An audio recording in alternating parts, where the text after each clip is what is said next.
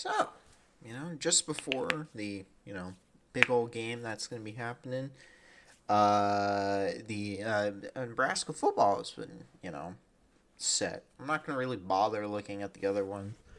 All I know is that there's only one bye week, I think. I don't know. I haven't really fully looked. But obviously, the first three games were already set. Home game against Ohio, Bowling Green, and North Dakota, which it's not great as a non-con schedule, but it is three wins, hopefully, on the schedule. I would have probably liked North Dakota in between the Ohio and Bowling Green games, just for reasons, but can't win them all. Can't win them all. But let's see who our next opponent is. Oh, oh, Michigan State, and no bye week in between. So I'll take that. Yeah, that's decent. I have a feeling this is a recurring thing because we every time they try and set us up for a 5-0 start or whatever for a big match, so we're ranked like 22nd for the team that's going to be ranked. Maybe it's 4-0 this year. Maybe. I'm just glad that they gave us Maryland not in September, because if it was September Maryland, that could have been a loss. But fortunately, we got at Michigan State, which will again still be hard of a game, but it's about as easy of an away game as you can get, especially if they're hiring that one dude from Northwestern that failed. But we'll see. We'll see come September 26th. Good thing is that all these are not set to be Friday. That's all I've heard, which is good, but that obviously changes. A little annoyed because I did look. We do have more away games than home. I don't remember the specific set, though, so who cares? So, obviously, this is setting us up for a matchup that is going to be stupid. It's the same thing that we got with, Michigan and all, but let's see. Oh, no. Oh, no. That's Indiana. No bye week in between.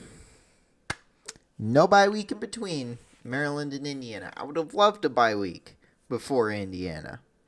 Now, if you showed me this schedule about 3 years ago, I would have been like, wow, this is the easiest start to a fucking schedule ever. But Indiana is scary. They are the back-to-back national champions. They're not back-to-back, but they are the national champions. They made the playoffs for 2 straight years, while these other 5 have been contending for the MAC.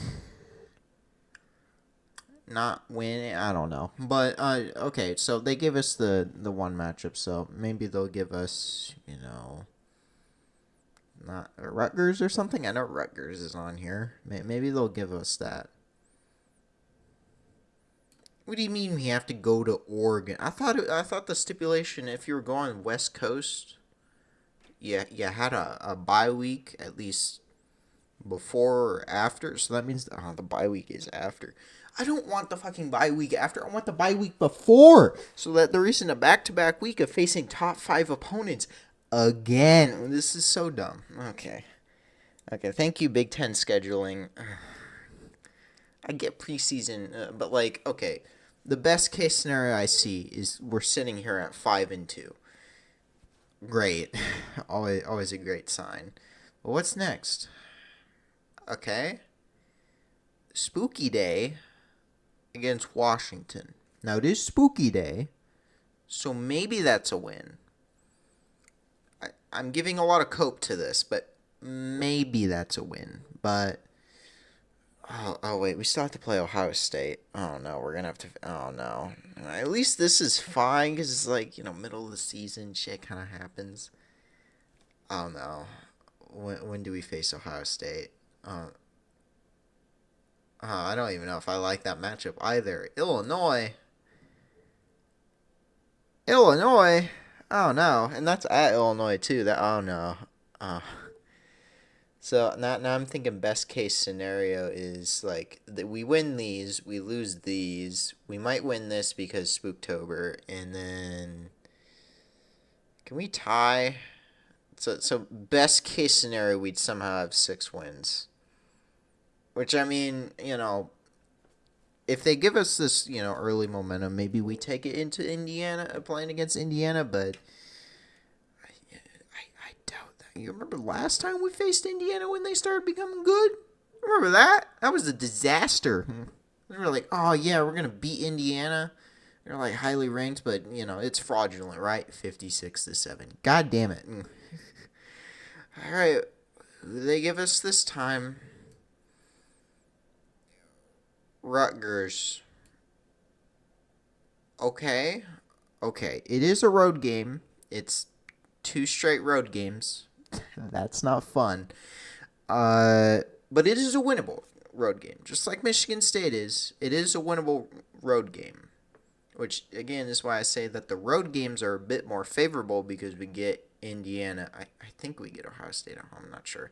But we get Indiana and Ohio State at home. We only have one really hard away game, and then it's just Iowa and then Illinois and then Michigan State and Rutgers are on the same level. So best case, obviously I'm saying best because obviously we will fuck up, and we don't have Minnesota this year, so no freaky shit happening there, and the only freaky shit is maybe playing on October 31st. Okay. So that means Ohio State is next. Yeah, and it's at home at least, and we know that. Yep, that's basically the same. So, yeah, Iowa is the home team for this one, but our most recent win was there. So I don't know. I'm just trying to get positives from this. Okay, so recap: Ohio, Bowling Green, North Dakota, at Michigan State, Maryland, Indiana, at Oregon, Washington, at Illinois, at Rutgers, Ohio State, at Iowa. So honestly, the home slate, because we have 1, 2, 3, 4, 5, 6. Okay, so we have it's the 7-5 setup again, but the road games aren't that bad. The worst one is obviously Oregon. That's always just going to be the hardest, especially if, certain man is out there. Just kidding, Dante Moore is back. I really would have rather had Rail play. But whatever. It's fine. It's not that bad. I will say some people are kind of blowing it out of proportion. It isn't that bad. Yes, we have 3 playoff teams. But you know what? A lot of those SEC schedules have 4 or 5. Granted, it's not like it's the greatest. And also, you could have Notre Dame's schedule, but it's not overly terrible of a schedule because we do get 2 of the. They could have given us all 3 of them as road games. They could have fucked us over that much more. But they didn't. They gave us the road games of Rutgers, Michigan State, and I don't know. Illinois is always a coin flip of coming every season. It really is a coin flip. Okay, so let's see. What do I want to give? So, copium, big copium is we win these 5. Freaky Friday shit happens, and we beat Washington to go 6-2. We probably lose here. I think Brett Bielema is going to be able to clutch one out here. So 6-3, beat Rutgers 7-4. No, 7-3.